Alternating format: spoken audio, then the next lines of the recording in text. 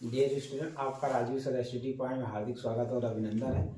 आज मैं आपको ईथर बनाने की विधियों के बारे में पुनः अध्ययन करूंगा। इसके पहले हमने ईथर बनाने की विधि में विलियमसन ईथर संश्लेषण विधि का अध्ययन किया। अगर आपको रिकॉल करा दे, विलियमसन ईथर संश्लेषण में आप क्या लेते थे, ध्यान दीजिएगा, एल्किल हैलाइड लेते थे और उसकी किसके साथ,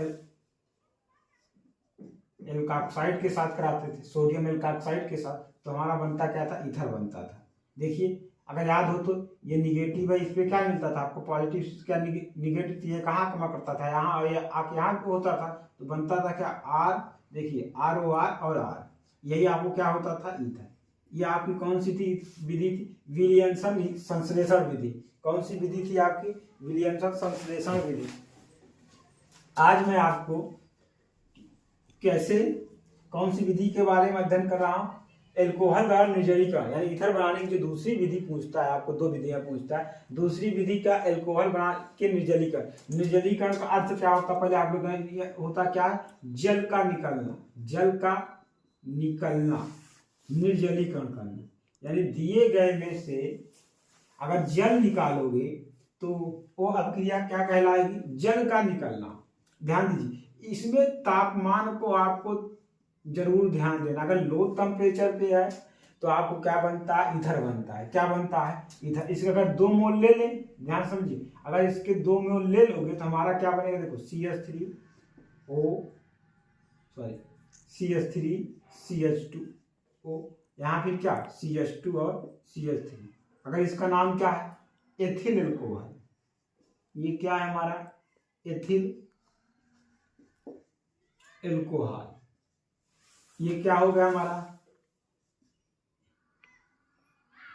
ये क्या होगा, देखो,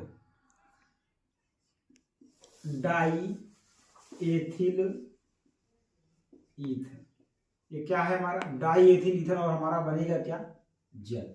ध्यान समझिएगा, अगर लो टेम्परेचर पे है तो एथिल एल्कोहल के निर्जलीकरण द्वारा क्या बनता है हमारा, डाई एथिल ईथर। क्या बनता है, डाई एथिल ईथर बनता है। अगर इसकी क्रिया विधि आपको समझना है याद करने के लिए, देखिए 2 मोल ले लीजिए। अगर याद करने का ट्रिक समझिए, एक ऐसे लिख लीजिए, फिर ना CH2 CH3 हुआ। ध्यान दीजिए, यहां से ऑक्सीजन, इसको ऐसे कर लीजिए, O और H। निर्जलीकरण मतलब दोनों में से क्या है, हमने यहां से क्या कर दिया, जल को निकाल दिया, बचा क्या, देखिए बचेगा क्या हमारा, CH3 CH2 और हमारा क्या, देखिए O के बाद क्या बचा है हमारा, CH2 और CH3।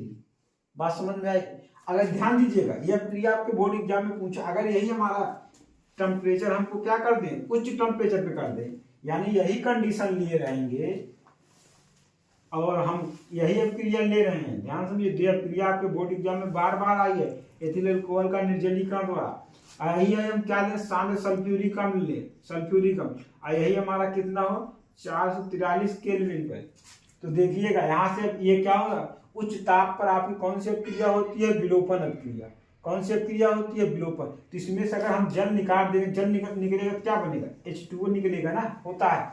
देखिए तो क्या बना, ये बचा क्या आपका, लिखना समझिए, यहाँ से अगर जल निकल गया तो बचेगा क्या हमारा, CH2 डबल बंद क्या बनेगा हमारा, ये क्या हो गया हमारा, एथीन। याद करने का तरीका, जल निकालोगे, देखो CH3 CH2 और OH, जल से निकला तो बचा क्या हमारा, देखो एक हाइड्रोजन, 2 हाइड्रोजन गए, कार्बन कितना बचा, 2, और 2 हाइड्रोजन कितना बचा, 4। इसको आप लोग क्या कहते हो, एथीन। क्या कहते हो, एथीन। इतनी बात समझ में आई। यानी निर्जलीकरण क्रिया के द्वारा ईथर बनाया जा सकता है एल्कोहल में। ध्यान दीजिएगा, पहली विधि है, पहला अगर कम तापमान ले रहे हो तो 2 मोल एथिल एल्कोहल को आप लोगे और दोनों को क्या कर देना, जोड़ देना, उसमें से क्या कर देना, ईथर। दोनों को जोड़ देखो, CH3 वाला, CH3 CH2 वो एक ले लिया, फिर दूसरे से, क्योंकि जल निकालना है तो यहाँ क्या बचेगा, CH2 और CH3। इसका नाम क्या, डाई एथिल ईथर। अगर उच्च ताप पर कर दिए तो एक ही मोल एथिल एल्कोहल, अगर इसका लिखना चाहें, ये भी आपको क्या लिखेगा, ये लिखा हुआ, ये भी क्या आप एथिल एल्कोहल उच्च तापमान पर कम करोगे तो वाटर निकलेगा। जब वाटर निकले तो कार्बन यहाँ पर कितने हैं, 2 हैं। अब देखो 3 2 5 1 6 हाइड्रोजन थे, और वाटर में कितने हाइड्रोजन गए, 2, तो बचा क्या आपका CH4। इसी को आप लोग क्या कहते हो, एथीन। क्या कहते हो आप लोग इसी को, एथीन।